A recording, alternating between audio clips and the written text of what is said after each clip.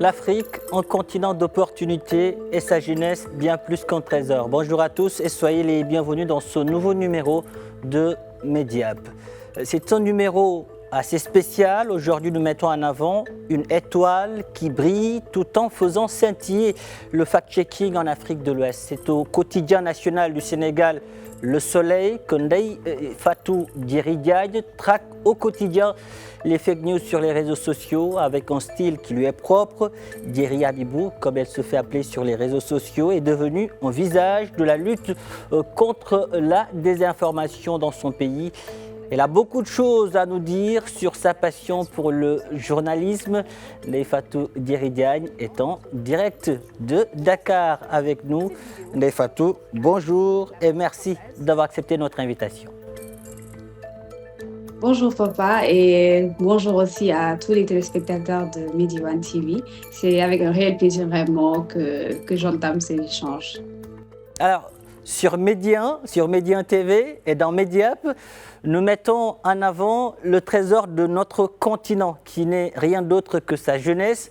Une jeunesse qui brille Ndeye Fatou dans plusieurs domaines. En ce qui concerne le journalisme, il y a un rayon du soleil qui illumine le web, je le disais tantôt, la toile, de par sa vérification des faits, par le fact-checking. Ce rayon, c'est vous. Comment vous vous êtes, on va dire, retrouvé sur ce terrain de la lutte contre la désinformation ? Alors, tout a commencé la toute première fois que j'avais entendu l'expression fact-checking. C'était à l'école, au CESTI. C'est là où tout a commencé parce que d'abord, j'ai reçu une formation de base en presse écrite. Je suis diplômée en presse écrite, mais j'ai quand même fait le fact-checking en troisième année et c'était juste un module. On l'a fait, je pense, durant le second semestre. Donc, après cela, quand j'ai intégré Le Soleil, un collègue à moi m'a proposé de faire une formation de vérification de faits. Et il m'a vraiment convaincue pour qu'on embarque dans cette aventure. Et c'était une formation certifiante de 3 ans. Donc, après avoir terminé cette formation, donc naturellement, on s'est dit que nous allons lancer maintenant notre produit, Soleil Check. Donc, là, vraiment, c'était de manière banale. Hein. C'était juste un feeling au début, mais après, c'est devenu une passion. Comme le journalisme a toujours été une passion pour moi. Donc, le fact-checking s'est vraiment rajouté et ça a créé en moi une très grande fenêtre, hein, même à travers le monde. J'ai découvert beaucoup de choses et jusqu'à présent, je continue d'apprendre. Le fact-checking, une passion pour vous, vous l'avez dit. Alors, à quoi ressemble le quotidien d'une fact-checkeuse comme vous ? Le quotidien d'une fact-checkeuse, c'est beaucoup de stress, c'est énormément de doutes, de remise en question de soi-même, hein, de notre méthodologie, des sujets que nous choisissons. Vraiment, le quotidien, c'est stress, doute encore, je me répète, mais c'est aussi beaucoup de bienveillance, parce qu'on est obligé d'être bienveillant envers tout le monde, même ceux qui diffusent des fausses informations. Et cette bienveillance-là, si on ne l'a pas, on peut avoir des rapports heurtés avec les désinformateurs, comme on les appelle. Mais aussi, le quotidien d'une fact-checkeuse, c'est vraiment une culte, souvent de remise en cause de tout ce qu'on vous dit. C'est devenu une déformation professionnelle. Vous Il y doutez de a tout même et au c'est niveau normal, vous êtes personnel. journaliste, vous l'avez dit. Voilà, je doute de tout. Et même, ça, c'est devenu une déformation parce que maintenant, je doute même des sujets qui ne sont pas forcément professionnels. Même sur le plan personnel, c'est devenu vraiment très difficile à vivre. Disons que je suis devenue très difficile à vivre parce que je doute de tout et j'essaie de m'aller de tout vérifier. Donc, à chaque fois, si je vous montrais aujourd'hui mes recherches sur Google, vous verrez que tous les onglets sont des questions que je pose. Donc, c'est vraiment devenu infernal. C'est un quotidien infernal que je vis. Je ne souhaite à personne, en tout cas. En tout cas, c'est rassurant pour un journaliste parce qu'on le dit souvent, le doute représente les deux béquilles sur lesquelles le journaliste doit s'appuyer pour traiter l'information. Alors, avec le fact-checking, on sort du journalisme classique, Ndeye Fatou. Mais ce qui est rassurant, c'est qu'on est toujours au cœur de ce métier si noble. Seulement, on s'appuie désormais sur la toute-puissance du digital, mais aussi d'un narratif innovant, avec, j'imagine, beaucoup de visuels pour distinguer le vrai du faux, pour informer juste et vrai. Aujourd'hui, quels sont les outils dont le fact-checking ou le fact-checker ne peut se passer? J'ai bien aimé, disons, la manière dont vous avez introduit cette question. C'est important. Le fact-checker, c'est d'abord un journaliste. Et je défends toujours cette cause que les fact-checkers doivent être des journalistes. Et même si tous les journalistes ne peuvent être des fact-checkers, mais tous les fact-checkers doivent d'abord être des journalistes parce que ça mobilise les techniques et les process de collecte, de traitement, de vérification avant diffusion. Donc maintenant, pour revenir un peu aux outils que les fact-checkers utilisent, on a des outils numériques, disons classiques. On a aussi des outils intelligents.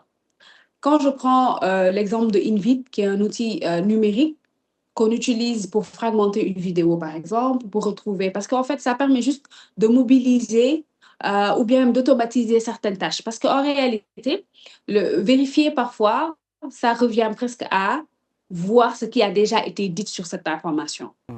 Si c'est une image, par exemple, c'est une recherche avancée d'image. Donc, c'est quelque chose de très classique que tout le monde peut faire avec même les applications les plus simples comme Google. Mais le fact-checker va peut-être mobiliser InVid parce que InVid permet non seulement à travers sa plateforme de faire une recherche avancée d'image, de fragmenter la vidéo, de faire les recherches des métadonnées. Les métadonnées, c'est un peu avoir, par exemple, l'appareil qui a pris la photo, la date la date de la photo, le nombre de pixels, etc. Donc, tout ça sont des recherches avancées que certains outils nous permettent d'avoir. Il y a aussi des outils intelligents, on les dit tout à l'heure. Moi, j'utilise beaucoup ChatGPT, j'utilise Grok. Par exemple, je demande à Grok souvent de me faire le poids par rapport à une information qui circule. Et Grok, je lui demande de me mettre tous les liens des comptes sur X, par exemple, qui ont parlé d'une information. Avant même de dire qu'elle soit fausse ou vraie, d'abord pour faire le poids, pour voir un peu les profils qui en ont parlé, et Grok me met tous les liens. Donc, ça permet d'automatiser cette recherche-là où je devais aller profil sur profil ou bien mettre juste des mots-clés sur X. Maintenant, je demande juste à Grok, il me met tous les liens et moi, je continue à faire mon travail.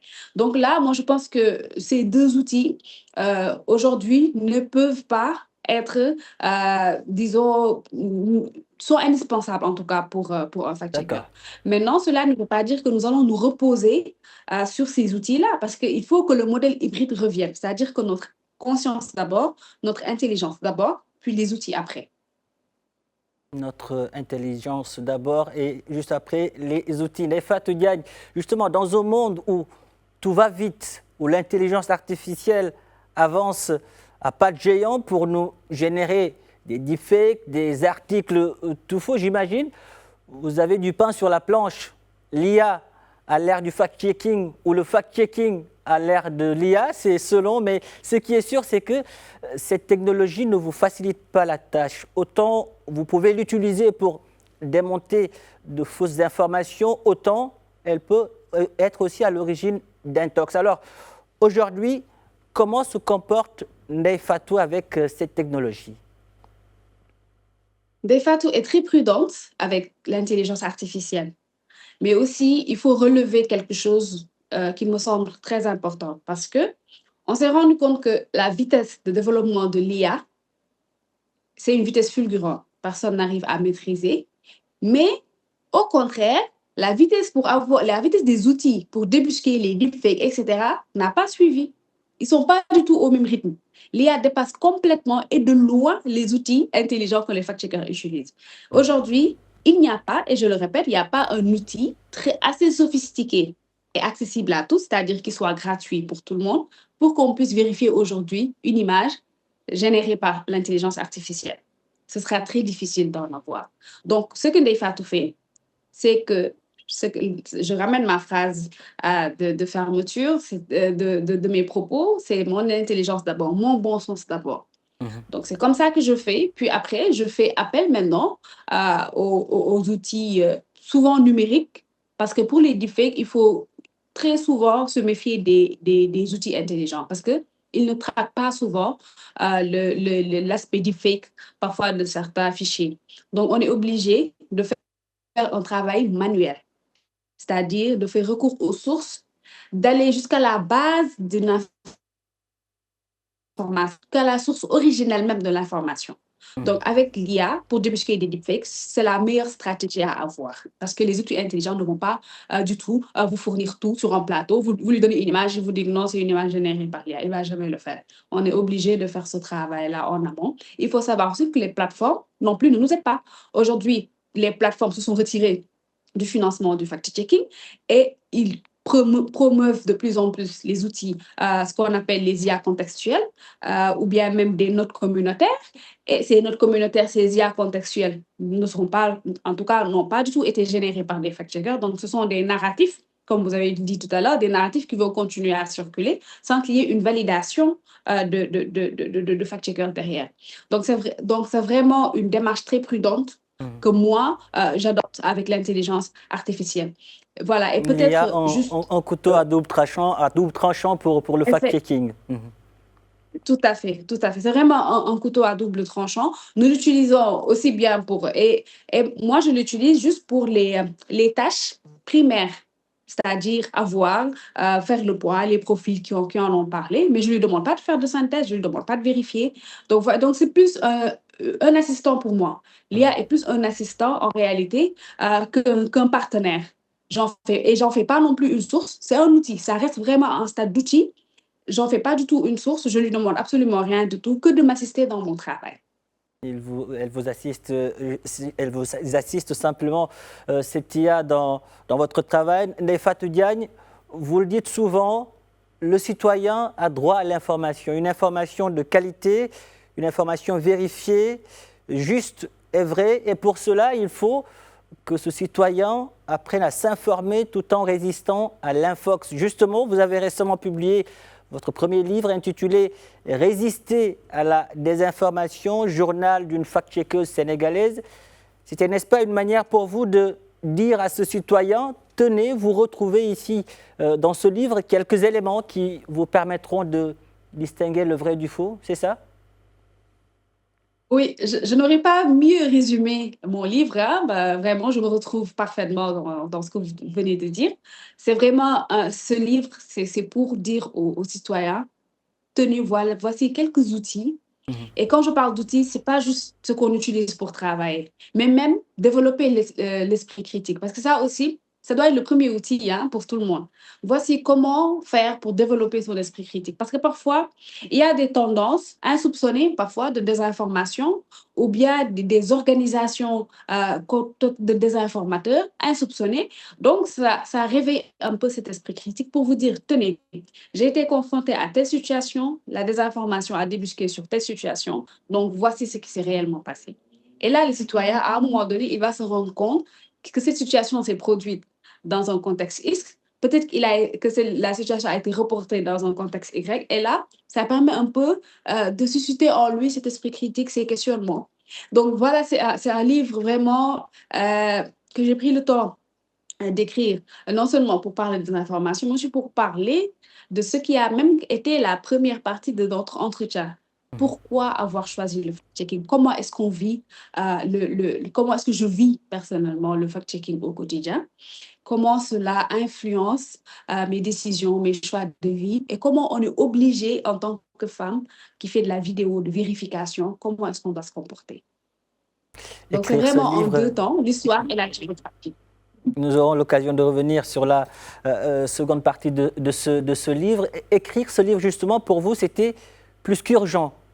Plus qu'urgent face à la montée inquiétante des informations sur les réseaux sociaux.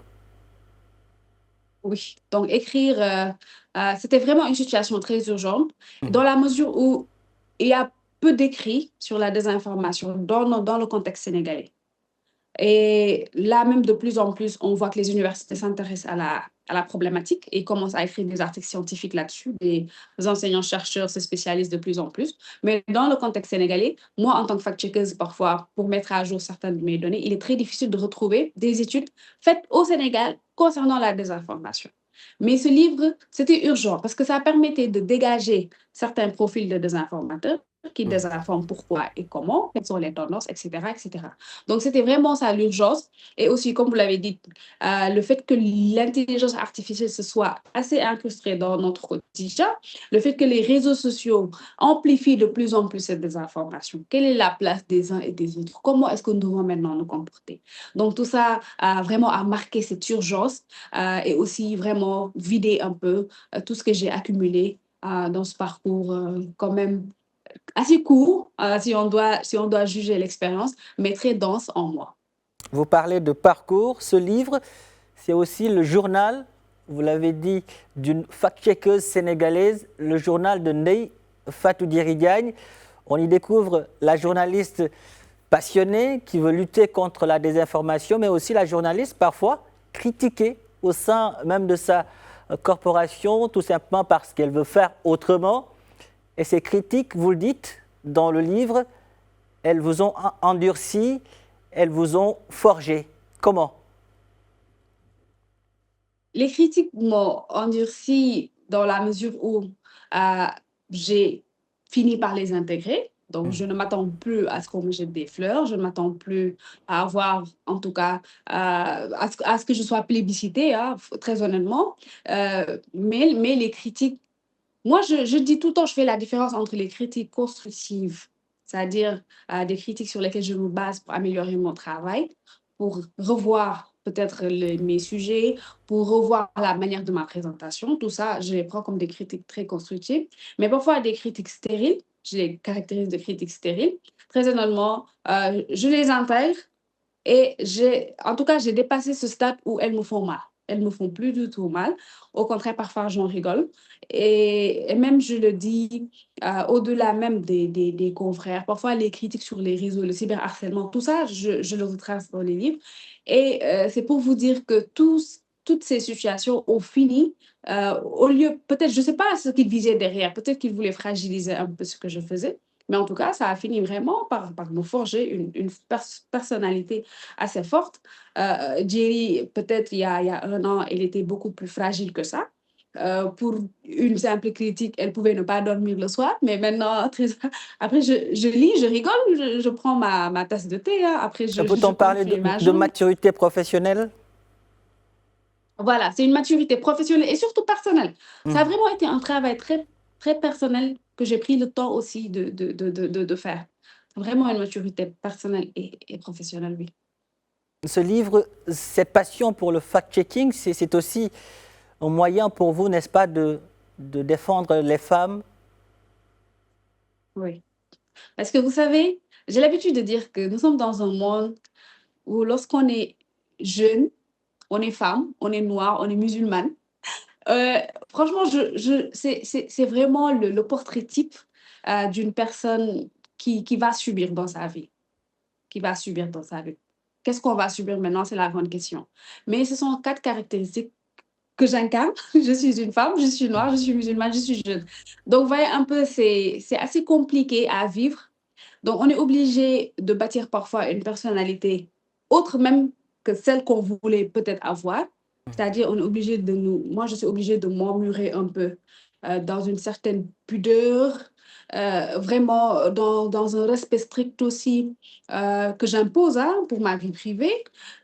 C'est aussi un moyen pour moi aujourd'hui que les autres puissent me respecter et que je ne donne pas, ou que en tout cas, que je ne donne pas un bâton pour que l'on me batte. Donc, je suis Vous ne vraiment prêtez pas le obligée de flanc. Ouais. bâtir, voilà, ne pas prêter le flanc. Donc, je sais vraiment de mettre en place ces paramètres-là de sécurité, hein. C'est vraiment des dispositifs de sécurité que je crée pour vraiment me protéger, protéger mon image et tout ce que j'incarne. Parce que ce que j'incarne, ce n'est pas une starisation de mon métier, c'est plutôt la spécialisation que j'incarne, c'est-à-dire le fact-checking. Comme vous l'avez dit, c'est-à-dire on a tellement assimilé mon visage à la désinformation, la lutte contre la désinformation, à la vérification de faits, qu'il suffit juste peut-être qu'un petit faux pas pour que toute cette image-là tombe et après, ça va fragiliser aussi la spécialisation parce qu'on va se dire à un moment donné, elle a incarné ça, mais après, telle situation s'est produite, peut-être que même tous les fact-checkers sont comme elle. Vous voyez un peu. Donc, c'est vraiment une manière aussi, je le dis dans le livre, c'est pas juste moi, mais c'est aussi une manière de protéger ce que j'incarne. Et ce que j'incarne, c'est la spécialisation. Ça n'a rien à Pour qu'on ne se voir avec retrouve une pas à standardisation. fact-checker, comme vous le dites aussi souvent, fact-checker les fact-checkers. Moi j'encourage, hein, j'encourage vraiment à ce qu'on fact-check les fact-checkers, parce qu'il faut Mhm. savoir aussi que le processus de fact-checking même demande à ce qu'on le vérifie, ce que le Mhm. fact-checker a dit. Parce que lorsque je donne toute ma démarche pour vérifier une information et que je donne toutes les sources que j'ai eu à consulter dans un travail de vérification, c'est pour qu'un journal ou un citoyen euh, À qui vérifier soit aussi tenté à de son faire tour, oui. la Mhm. vérification aille aussi vérifier tout ce que j'ai dit. Mhm. Est-ce que réellement elle a interviewé telle personne? En tout cas, parce que le fact-checking, c'est une démarche scientifique. Et quand on parle de démarche scientifique, c'est-à-dire que peu importe, que ce soit Jerry, que ce soit papa, si vous faites la même démarche, vous devez aboutir au même résultat. Donc, c'est la raison pour laquelle moi, j'encourage le fact-checking des fact-checkers. Alors, Nefatou Diridiane, aujourd'hui, à part le journalisme, qu'est-ce qui vous passionne? Moi, je suis passionnée par la plongée sous-marine. En bon lébou, hein, je Ah suis bon, les lébou, bruits. Vous donc êtes j'adore de la York, mer. c'est ça? Ouais. Voilà. Non, bon, pas de Yoff, je suis lébou de Dakar, De disons. Dakar, ok. J'aime la mer, voilà, j'aime nager aussi à la piscine, etc. J'aime aussi faire mes séances de zikr parce que ça me soulage. Parfois, quand j'en ai pris un peu trop, je fais quand même des séances de zikr, donc ça me soulage. Et aussi, j'aime rester avec les gens que j'aime discuter, rigoler, et voilà. Je pense que c'est mon plus grand défaut. Je passe tout mon temps à rire. Et quand ça commence, je ne m'arrête pas. Donc, Donc, je vais vous l'épargner aujourd'hui. donc, il ne faut pas que ça commence maintenant parce qu'il ne nous reste que 5 minutes. Alors, on va aller vite. Il y a des lieux qui vous parlent. Je vais d'abord vous montrer cette photo avec la complicité de la régie. Nous avons sur cette photo que nous allons bientôt voir le Centre d'études des sciences et techniques de l'information de l'UCAD. Que représente ce temple du savoir pour vous, très rapidement?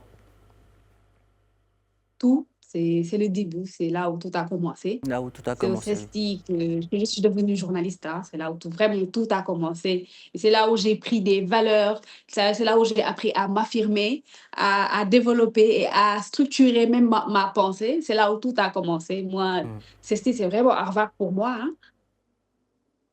Le Centre d'études des sciences et techniques de l'information. Alors, Ouais. il y a un autre lieu qui vous parle aussi. Malheureusement, nous n'aurons pas la photo du CECI. Là, nous sommes à Yoff Layène. Et quand on parle de cette confrérie, quand on parle des Layènes, on pense à l'amour pour le divin, au pardon, à la quête du savoir. L'amour, la foi, le pardon, ce sont aussi des valeurs qui vous définissent? Oui, ce sont des valeurs qui me définissent parce que, comme vous l'avez dit, je suis laïenne et c'est l'une de mes plus belles identités. Et j'adore le dire partout. Et j'ai même mis la photo de mon guide spirituel, Seydina Issa Laye, comme photo de couverture sur mon Facebook pour vous dire ce que cela représente. Et c'est un rappel perpétuel, hein, que j'essaie vraiment de cultiver en moi.